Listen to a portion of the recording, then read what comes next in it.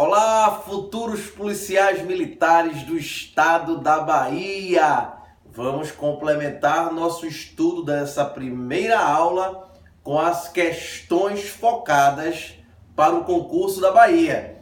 Claro, vamos ver questões de múltipla escolha com um enfoque específico na banca IBFC.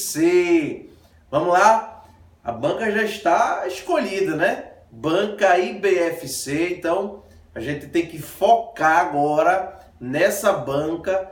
Provavelmente um edital muito parecido que vai vir aí, né, nos próximos dias, possivelmente esse edital saia, muito parecido com o que foi no último concurso da Bahia. Então você que está se preparando tem que estudar direitos humanos. Direitos humanos é fundamental. Então vamos para a nossa primeira questão desse bloco de resolução de questões. Vamos lá? Vamos embora? De olho aqui na tela, primeira questão, olha só.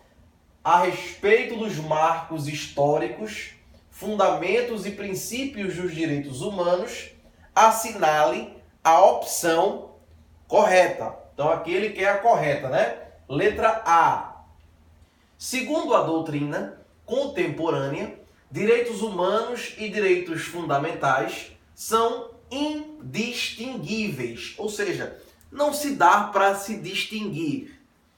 Por isso, ambas as terminologias são intercambiáveis no ordenamento jurídico. Olha só, nós vimos na aula referente à teoria geral, na nossa aula de agora, nós vimos que os direitos humanos e os direitos fundamentais, do ponto de vista conceitual, é a mesma coisa, tá certo?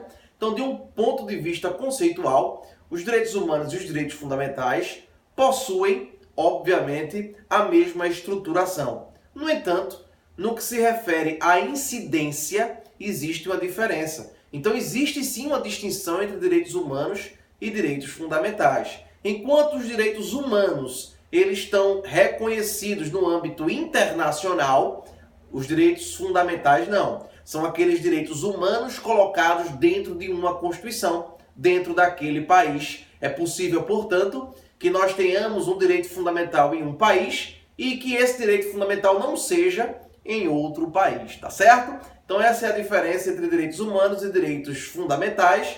A primeira alternativa está errada porque ele fala que são indistinguíveis, ou seja, não se tem como distinguir. Tem sim como distinguir. Letra B. Os direitos humanos estão dispostos em um rol taxativo, que foi internalizado pelo ordenamento jurídico brasileiro com a promulgação da Constituição Federal de 1988. Aqui é o seguinte, os direitos humanos eles estão em rol taxativo? Essa é uma pergunta. A resposta vocês sabem.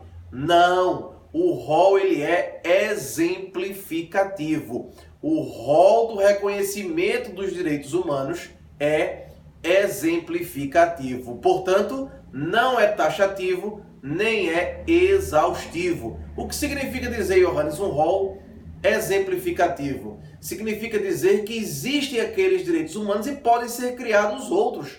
Não tem problema algum. E a questão fala, os direitos humanos estão dispostos em um rol taxativo? Não! De tempos em tempos existe a criação de outros e novos direitos humanos. Tá bom? Então a alternativa B também está errada. Vamos para C. No Brasil, os direitos políticos são considerados direitos humanos e seu exercício pelos cidadãos se esgota no direito de votar e de ser votado. Aí teria que ter um pouco mais de conhecimento especificamente sobre direitos políticos. Mas os direitos políticos em si, eles não se esgotam no direito de votar e no direito de ser votado. Vai muito além disso, né? Nós temos inclusive a questão da soberania popular, onde se expressa a democracia direta, o voto direto, secreto, universal e periódico. Nós temos também, além do voto, o plebiscito, o referendo, a iniciativa popular. Então observem que os direitos políticos eles não se resumem no direito de votar e de ser votado. É uma expressão muito clara dos direitos políticos. Sim, talvez aí a maior concentração conceitual dos direitos políticos esteja justamente no direito de votar e no direito de ser votado. No entanto, não só se resume os direitos políticos ao direito de votar, que é a capacidade eleitoral ativa, nem ao direito de ser votado, que é a capacidade eleitoral passiva, tá bom? Então, muito cuidado com esse tipo de assertiva. A alternativa C, portanto, ela está errada. Vamos para D. A dignidade da pessoa humana, princípio basilar da Constituição Federal de 1988, é fundamento dos direitos humanos. Olha só, a dignidade da pessoa humana realmente é basilar, né? E aí nós vimos que a dignidade da pessoa humana no Brasil e no mundo como um todo se constitui como um fundamento, de fato. O pós-Segunda Guerra Mundial, né, em razão do triste episódio do Holocausto, revelou a necessidade de se reconhecer outros direitos que não direitos apenas civis e políticos, nem direitos sociais, culturais e econômicos, mas também, além desses, outros direitos baseados especificamente no fator fraternidade, na dignidade da pessoa humana. Por essa razão, a nossa Constituição, no artigo 1º, quem quiser depois dar uma olhadinha no artigo 1º da nossa Constituição, traz os fundamentos da República Federativa do Brasil, sendo um deles a dignidade da pessoa humana. Para decorar os fundamentos do artigo 1º, só para deixar um bizu, o só se diva plu, né? Só soberania, si cidadania, o di dignidade da pessoa humana, o vá os valores sociais do trabalho e da livre iniciativa e o plu pluralismo político, tá bom? Então vejam que a alternativa D ela está correta, mas não vamos gabaritar agora, vamos ver logo a letra E, né? Em razão do princípio da imutabilidade, os direitos humanos reconhecidos na Revolução Francesa permanecem os mesmos ainda na atualidade. Em razão do princípio da imutabilidade, não existe o princípio da imutabilidade. Os direitos humanos podem evoluir e evoluem por uma razão mesmo histórica, tá certo, gente? Então, por isso, a alternativa E está errada. Então vamos gabaritar essa questão. A questão vai dar como questão letra D. Muito bem, questão letra D. Vamos para a nossa próxima questão. Vamos lá? Olha aí, prova da Defensoria Pública do Estado do Rio de Janeiro.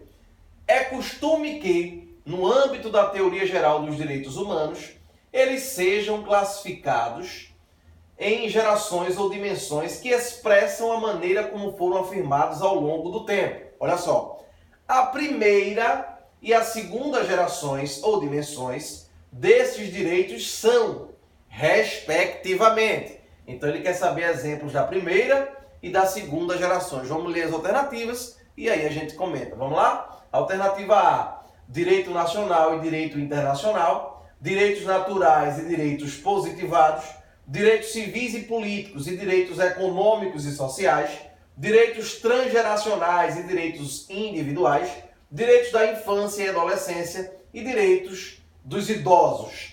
Vejam, a primeira e segunda gerações, de forma que a gente pode aqui até dizer enfática, elas sugerem uma nova modulação de Estado. Observe que a primeira geração existe a ruptura do Estado absolutista entrando aí no Estado liberal. Obviamente que esses direitos de liberdade vão dar ensejo aos direitos civis e direitos políticos. Então os direitos de primeira geração são os direitos civis e os direitos políticos. Já os direitos de segunda, dada a questão histórica mesmo em si, de desigualdade social, a busca de se retirar a desigualdade social, ou ao menos diminuir, que é difícil de se tirar, né?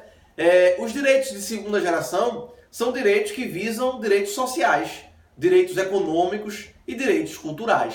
Portanto, em resumo, que nós vimos na nossa aula, né? Nós podemos concluir que os direitos de primeira geração ou dimensão são os direitos civis e políticos, e os direitos de segunda geração ou dimensão são os direitos sociais, econômicos e os direitos que a gente pode chamar de culturais, tá bom? Então vamos lá. Aqui, a única alternativa que se encaixa é justamente a alternativa letra C. São os direitos referentes às primeiras e a primeira e segunda geração ou dimensão. Resposta letra C, tá bom? Vamos para a nossa próxima questão. Olha aí. Prova do Tribunal de Justiça do Paraná de juiz substituto, prova CESP. Na IBFC a gente não tem tantos exemplos da teoria geral dos direitos humanos, essa parte inicial dos direitos humanos, mas a gente traz aqui algumas e trazendo outras paralelas aí de questões, tá certo? Então vamos ver essa questão aqui.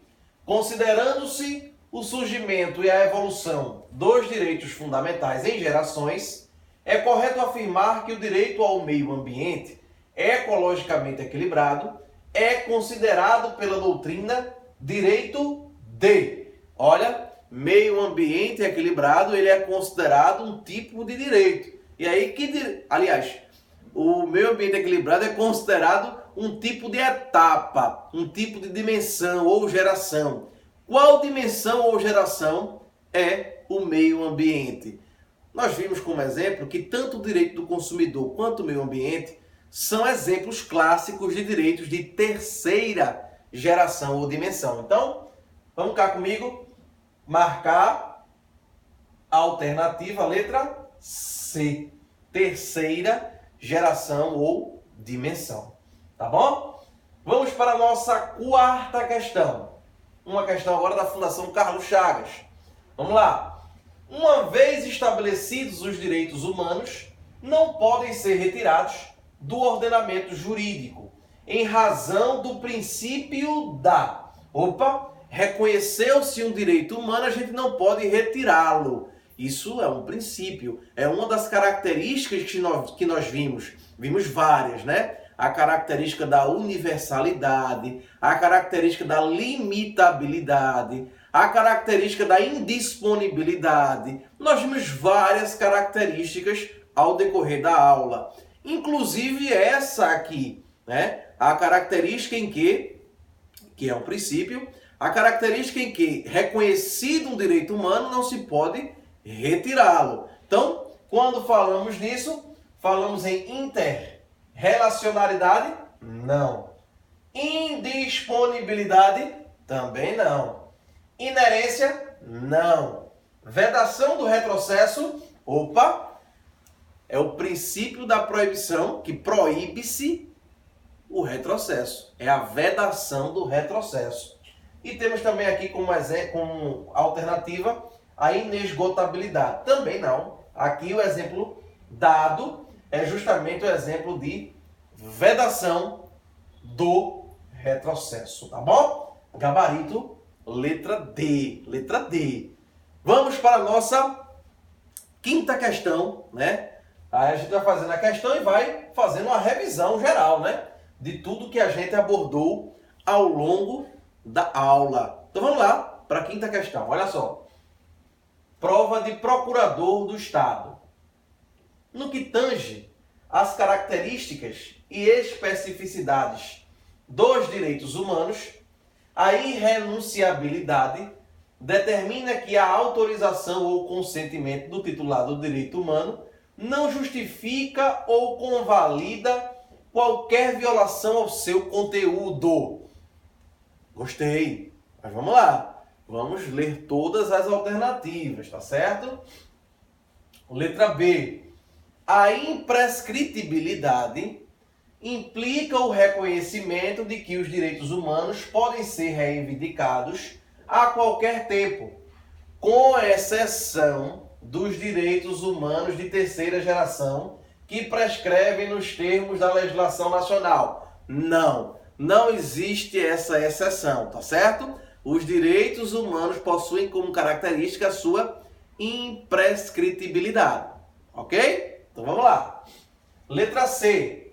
A indivisibilidade é caracterizada pela primazia conferida aos direitos civis e políticos em relação aos direitos econômicos, sociais e culturais. Não existe primazia de direitos humanos. Direitos humanos são direitos humanos, ele é um composto indivisível, sistematizado. Não existe primazia entre direitos humanos.